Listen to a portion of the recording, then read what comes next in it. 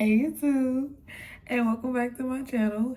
And on today's episode of That's That Shit I Don't Like, we are going to get into lousy friendships, okay? Because I just had a bad dream about one of my old friends, and I ain't like it because it's like, was she really my friend? Because how it ended, like, she ghosted me, okay? She ghosted me. But anyways, the first thing that I don't like about lousy friendships is ghosting you after an argument. And honestly, ghosting can happen in any type of relationship, in any type of circumstances. But one thing that I can say is I done had more bitches ghost me than niggas, okay? And when I'm in a relationship or when I'm dealing with a male friendship, what make it so bad is my male friends, we can literally sit down and have conversations about why we don't want to be friends no more or why the friendship is not working out. But a female, we can't sit down and have no conversations because I don't know. Like, one thing about me, I'm a yapper, baby. I'll explain myself, and I'm at a point where I have to realize, like, stop fucking explaining yourself because a lot of times people don't give a fuck. Like, that is what I'm realizing now. I over-explain myself to the point where I don't even realize a person will stop listening after the first 60 seconds of my introduction of my reasoning. Okay, let me shut the fuck up. But yeah, like, I have had a lot of situations where girls have ghosted me. I've only had one situation where somebody came out the mouth and said, I don't want to be your friend. And if you want me to be your friend, then this is what you got to do to stay connected to me. It was like she gave me an ultimatum. But shout out to Cynthia because at least she was real enough to say the reason behind why she didn't want to be my friend. But at the end of the day, bitch, don't give me no ultimatum because what the fuck is an ultimatum going to do? You thought I was going to choose you over weed or girl boo. I let go of weed on my own terms. And no, I haven't been smoking no more. So clap it up for me. But respectfully, don't ever think that you could do some shit like that. Because one thing about it, two things for sure, if you ever give me an ultimatum, baby, I will show you the door. Okay? The door is that way, actually. It's the wall. I don't give a fuck. But yes. Second thing that I don't like about lousy friendships is secretly competing. My God, what is with y'all? And oh, I'ma study you and I'ma do everything you do but better. And you can't do me better than me. You just do you and I'ma do me. Okay. Hey, you can't do me. You can't outdo the doer. Like, who can do me better than me? I'll wait. Oh, okay. But respectfully, like, that's some real shit that I done experienced in almost every last one of my friendships. And the thing that I feel like a lot of the competition in my friendships centered around was males. And that's another thing, having male-centered friends. And guys can be male-centered too. A lot of guys will care about how another guy feels or the decisions that they make, and they will make decisions based off of pleasing another man. That's the same thing with women. Women do it too. So that male-centered friendships can go for male or females because y'all both be doing shit for male approval. But in female friendships, I have realized that a lot of the competition come from being male-centered and trying to get a male's attention. And that shit is so weird because it's like, you can't outdo me being me. And that is where it gets aggravating because it's like, people will try to pick you apart in front of others, but then behind closed doors will turn around and admire everything you do and try to take aspects of you and pick you apart and try to create it a part of their personality. I have seen that way too many times. The same shit that a motherfucker will call you weird for, they will turn around and do it and say, oh, it's quirky. Oh, I'm just peculiar. Like, bitch, no, you're a copycat. You're not original.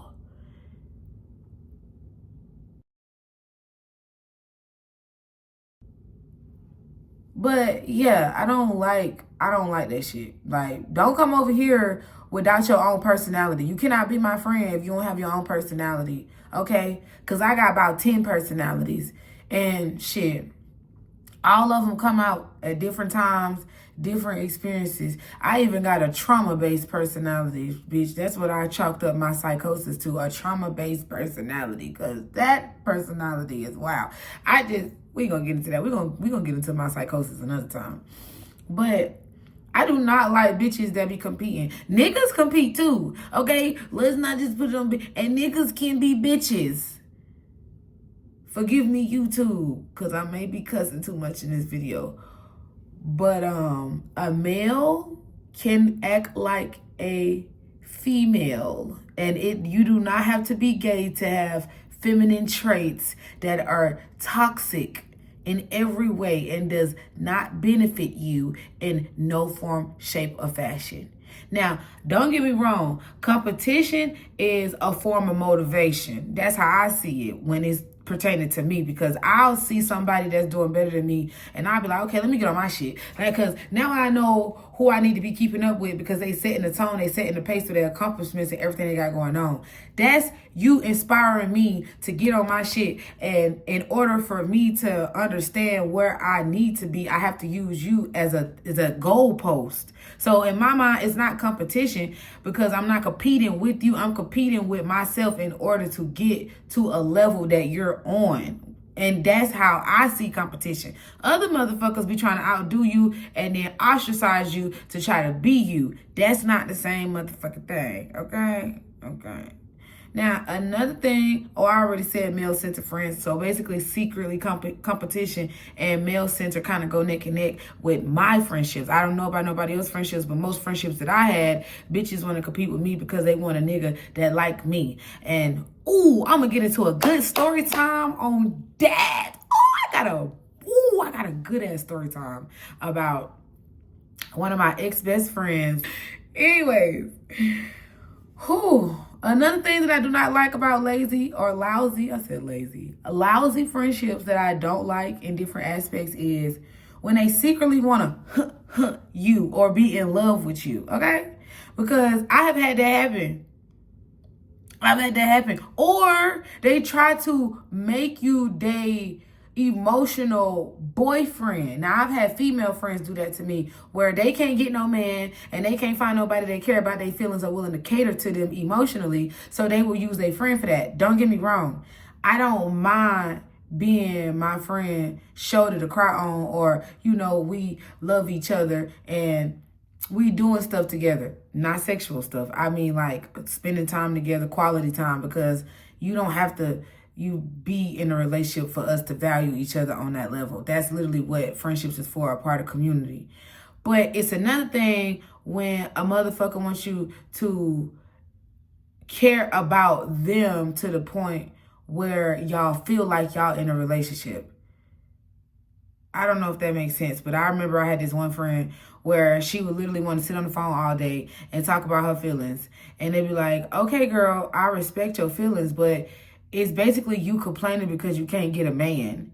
And then if I want to sit on the phone, like I'm the type where I want to sit on the phone and I don't want to talk. Sometimes I just want to sit in silence. Like I could be reading a book or I could be watching TV, but I want to sit on FaceTime with you because this is like my quality time. It's like us being around each other, but not around each other. You get what I'm saying? But she will want to get on the phone and literally complain about all the shit that she got going on with niggas. And it's like, okay, cool. But if I do it, it's a problem and I'm focusing on men too much. But if you do it, it's just, I'm just getting this off my chest. So it was like, you basically complaining about niggas because you can't get niggas. But if I'm complaining about niggas, it's because I'm focusing on niggas too much. It was confusing. And I didn't like it because it was like, it got to a point where she felt entitled to my energy to complain about her lackluster relationships. But I could not, get the same reciprocation out of her when it came down to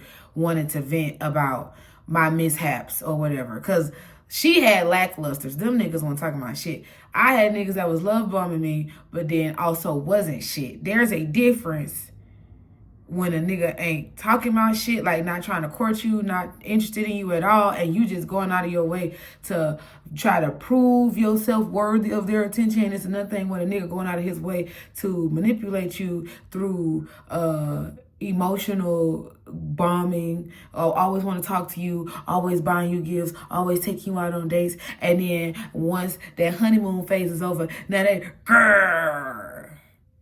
not the same thing. I hope y'all understand what I'm saying. And then another thing that I fucking hate about lousy ass friendships is bipolar friendships. Now, as somebody that was diagnosed with bipolar disorder 1, I can tell you that I have had way more bipolar friendships than I've had bipolar episodes. Okay? Now, especially when I was in school, like middle school. I remember this one girl. We gonna call her Armadillo. I'm not even gonna say her name. We gonna call her Armadillo. And she was a pretty armadillo, but this girl, she literally would stop being my friend for whatever benefited her or did not benefit her. And then when she saw me doing good on my own, one thing about me, I never had to be friends in order to feel important. Like, as a kid, I was always isolated in my own home. I was always ostracized in my own home. So being bullied by my own family members every day allowed me to have tough skin. So when I went to school, I didn't give a fuck about no friends. Did I want friends? Yes, I did. But was I about to sit down and kiss your ass so you could sit with me at lunch? No, the fuck I wasn't. I wasn't finna kiss your ass to get invited to a birthday party or a sleepover. I was gonna go take my ass in the library and go find me a nice ass book, and I was gonna focus on that series until I ate them all up, and I was gonna go back and indulge in another one. And that right there, going from I want friends to I could just be my own friend, was what saved me in school, because I did not do shit for validation of others. I didn't start doing shit for validation of others until I started dating and having sex. That's when my mind flipped and I felt like I had to prove myself to people, not just to my lovers, but sometimes to their family members and shit like that too. It was weird. But as a kid, friendships, never gave a fuck. Did I want friends? Yes. But I remember this girl would literally be my friend based off of her personal benefits. Like, I remember when I first was introduced to her, she was mean to me. But when I got on a cheerleading team, she wanted to be my friend because she saw that I was actually good at the sport. And then when I began to outdo her and become better than her in her eyes, because I didn't think I was that great, but I knew I could keep up because it was my first time ever doing cheerleading. And I remember how she just would just keep flipping, flopping. 1 minute she want to be my friend, next minute she don't. 1 minute she want to press charges on me, next minute she don't. 1 minute she want to be cool, next minute she want to argue. And it's like, girl, what is with you? What is with you? I don't know. And that was like one friendship that just pissed me off so bad, because it was like, we did very well together, but I had to realize that her being my friend was conditioned on her being in the spotlight off of me. And if she couldn't get no shine off of me, then she didn't want to be around me. And that was weird. So all in all these friendships that I've had and all these interpersonal relationships with people taught me that people are like expiration dates. Everything in this world has an expiration date. We have an expiration date, like a death date. God forbid mine's anytime soon. And I just thank Source, my creator, for protecting me all the time. I have to say that every time I think about death. Do I accept the fact that I'm going to die one day? Yes. But do I want to be able to complete my life's purpose before I leave this earth? Yes, I do. Are we living in the last days? Yes, we are. But that is digressing so hard. Anyways, I realized in all my friendships that ended, whether good or bad, whether ghosting or mutual understanding, that people deal with you based off of conditions that is best for them. I was taught unconditional love. So it's a lot harder for me to let people go and practice detachment when I was taught that you're supposed to keep coming back for more, even if it's not good for you, because that's what God wants us to do, love each other. I was never taught boundaries and things of that nature, and walking away and staying away. I was taught forgive and forget. And a lot of times that is the shit that had me out here looking dumb as shit. But what I learned is that you have to deal with people based off conditions that's best for you too.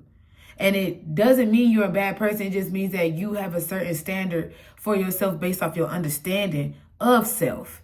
And that is what all my lousy friendships taught me, that everybody is conditional and you got to love people based off conditions that is best for you. Okay? Okay, now if you like this video, I appreciate it if you click that like button and subscribe and share everywhere. Okay, bye.